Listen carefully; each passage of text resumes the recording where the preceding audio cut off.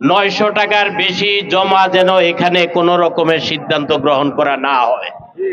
আমরা বক্তব্যটি দেওয়ার পরে আমরা বলেছি এই 900 টাকার ঊর্ধ্বে যদি 1 টাকা জমা বাড়াইতে হয় তাহলে গণশুনানি করতে হবে, জনগণের সম্মুখে গণশুনানি করতে হবে। যাত্রীদের প্রতিনিধি থাকবে, যাত্রী, চালক, মালিক, তিন পক্ষ বৈশা যে 13,000 গাড়ি বৈধ আছে আর মিশুকের হইল আরো 2,600 কত, এই সব মিলে 15,000 15,500 এই গাড়িতে ঢাকা মহানগরে চলে না। গাড়ি দরকার আছে 40,000। আর 2007 সালে আমাদের 5,000 গাড়ি দিল।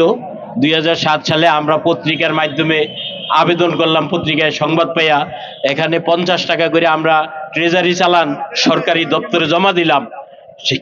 সেই 3,196 জন আজ পর্যন্ত গাড়ি পায় নাই।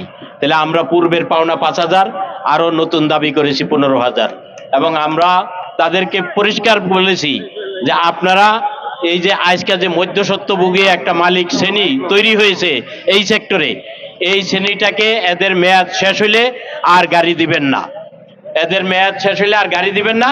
গাড়ি পাবে শুধুমাত্র যার লাইসেন্স আছে, তাই সে যদি লাইসেন্স পায় তাহলে যাত্রীর কাছ থেকে কম পয়সায় সে যাত্রীকে আনা নেওয়া করতে পারবে। তখন একটা গাড়ি দ্বারা একটা সংসার চলবে, আর এখন একটা গাড়ি দ্বারা দুইটা সংসার চালাইতে হয়। তাইলে আমরা এই মধ্যবর্তী যে দালাল শ্রেণী তৈরি হয়েছে, এই দালাল শ্রেণীর আমরা উৎখাত চাই এই সেক্টর থেকে। হ্যাঁ, দ্বিতীয়, তাদের কাছে আমরা এটা বলছি, তারা এটা বিবেচনায় নিছে।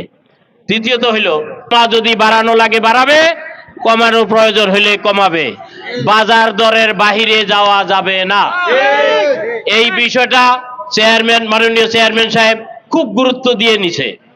এটা কিন্তু আপনারা খেয়াল করেন, আমার কথা কিন্তু ফাও কথা না, সত্য কথা।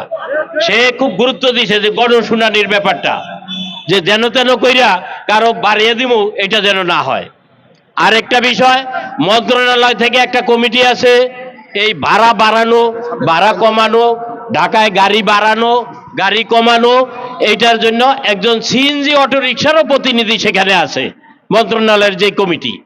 সেই মন্ত্রণালয়ের কমিটি আমরা দাবি করেছি বিগত স্বৈরাচারের আমলে যে মন্ত্রণালয়ের কমিটি হয়েছে সেই কমিটির বিলুপ্তি চাই আমরা। আপনারা জানেন এই হানিফ খোকন সহ অনেক দালাল এই মালিকদের সাথে একত্রিত হয়ে সিন্ডিকেটের মাধ্যমে তারা এই সমস্ত অপকর্ম করেছে, আমাদের বিরুদ্ধে, চালকদের বিরুদ্ধে বারবার সিদ্ধান্ত নিয়েছে। সেই মন্ত্রণালয়ে সেই কমিটি হওয়ার কারণে তার সেই বলেই সেই 900 টাকা 2015 সালে তৈরি করেছে, অথচ আজকের যুগে হওয়া উচিত ছিল পরিবহনে এই সিএনজির জমা 900 টাকা। আজ থেকে 10 বছর আগে সে এর চেয়ে বেশি 3 গুণ বাড়িয়ে দিয়ে দিছে। এখন যদি আবার আমরা মিটিং এ বই, তাহলে 900 টাকা থেকে 1 টাকা হইলে তো বাড়ান লাগে। এই জন্য আমরা মালিকদের সাথে রাজি হইনি, আমরা তাদেরকে কোনো অবস্থাতে ছাড় দিতে রাজি না, যে 900 টাকা হইলে এই যুগের ভাড়া। কিন্তু 2015 সাল থেকে আপনারা 900 টাকা নিছেন, অতএব এই টাকাটা বেশি নিছেন। এটা আপনারা দালাল ছিল, আপনাকে পালিত দালাল, এই দালালদের দিয়ে সই স্বাক্ষর করিয়া অনুমোদন করিয়া নিছেন। আমরা সেই দালালদেরকে সেই কমিটি থেকে বাতিল করার জন্য আমরা আহ্বান জানাইছি, তারা এটা বিবেচনা করবেন বলে চেয়ারম্যান দায়িত্ব নিয়েছেন, আশ্বাস দিয়েছেন। এবং তা যদি না হয়, আগামী দিনে আমাদের যে আন্দোলন সংগ্রাম চলছে, এই আন্দোলন সংগ্রাম থামবে না। কারণ আমাদের প্রতিদিন সমস্যা আছে, 2-4টা সমস্যা নিয়ে খালি আজকে আইছি, আসলে সমস্যার অভাব নাই এই সেক্টরে। একটা কথা আছে, সারা শরীরে ব্যথা, মলম দিব কোথা।